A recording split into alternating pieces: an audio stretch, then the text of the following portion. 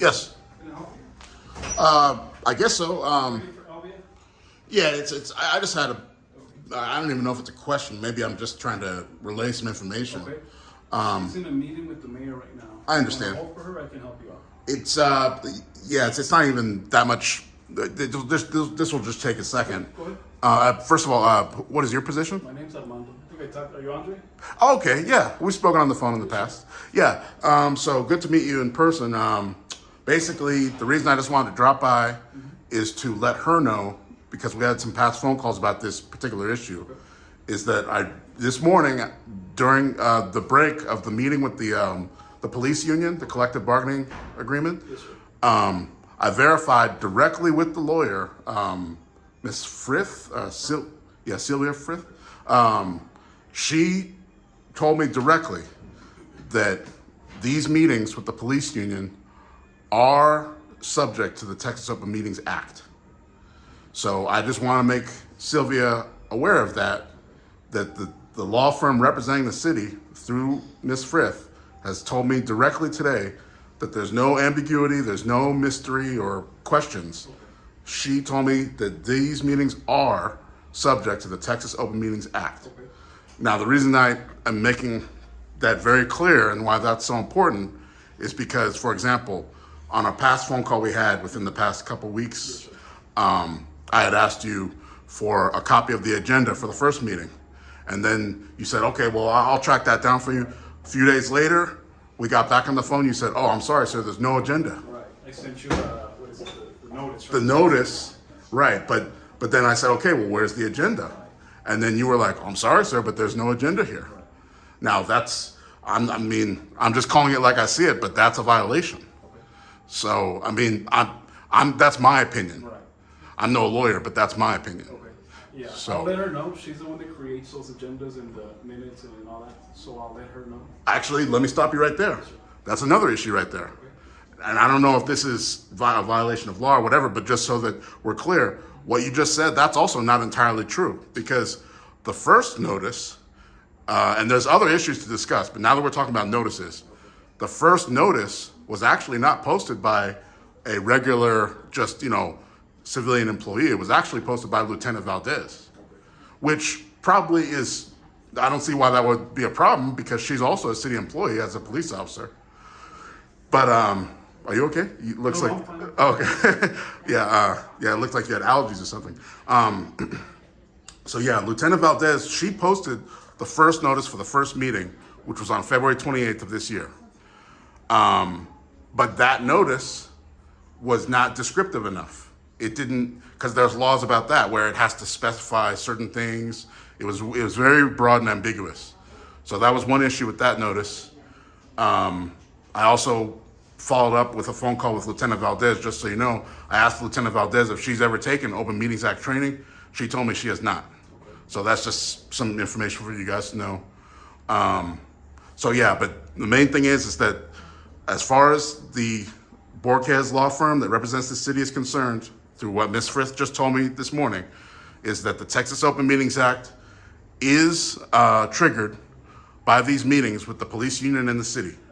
So once that is established, that means all the other procedures that regard the Texas Open Meetings Act, they all have to be followed, including what we're talking about now, which is like proper notice, 72 hours in advance, has to have descriptive, information.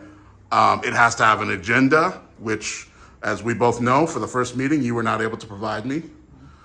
I know it sounds like, or it probably feels like I'm attacking you, or No, that's fine. And I'll relay Yeah. that information to her. yeah. I mean, you seem like a nice guy, so I'm not. I hope you don't take this personally. I'm just relaying information and things that I found to the government, which is you. So Yeah, I'll let her know all these issues that you're bringing up, which make perfect sense.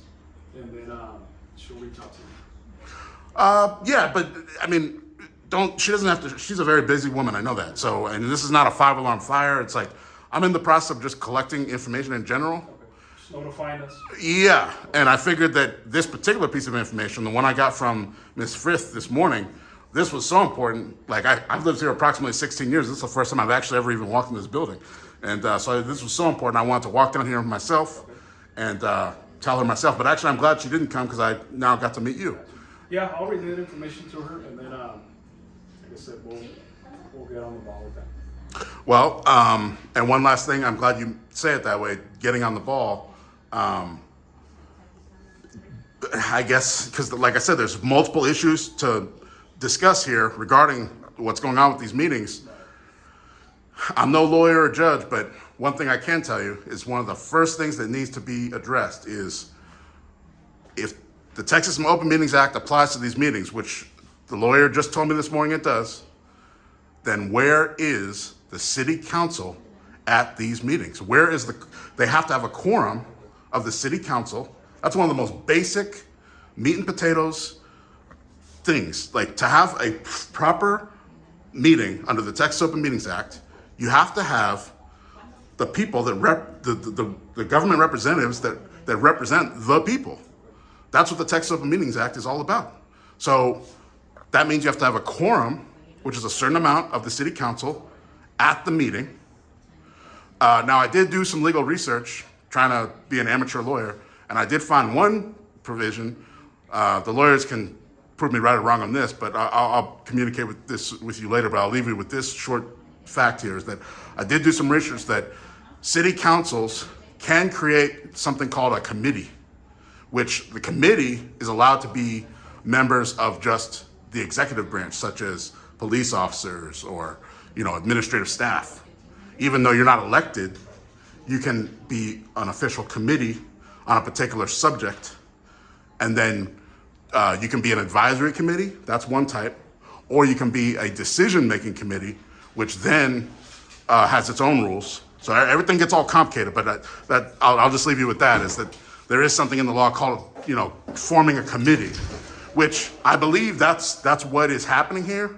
I'm no lawyer or judge, but I believe that these meetings that have been going on with the police union and the city, that the lawyers and judges in the courtrooms, they would determine at the end of the day that these are basically, they've become de facto committees, because you have the chief of police there, he's on the clock getting paid. You have other police officers there, they're on the clock getting paid, the taxpayer, the people's money, and they're making decisions about the people's business, which is the contract between the union and the city. So I know I keep going on and on. I know you're a busy man, so I just want to leave you with that information. I will forward that to her, and we'll go. Yes, sir. Yes, sir. Okay. All right, and you don't have like an identifying number, do you? No, I shall. Okay, but your name is Bustillos? Yes, sir. Armando Bustillos? Nice to meet you, Andre. Oh, yes, sir. You have very nice shoes, by the way. Thank you. Yeah, I'm very jealous. Hey. Do what you gotta do. Oh, no, one day I'm going to be like you. I'm going to get better shoes. All right, Yeah. we'll see you. Have a great day. Yeah.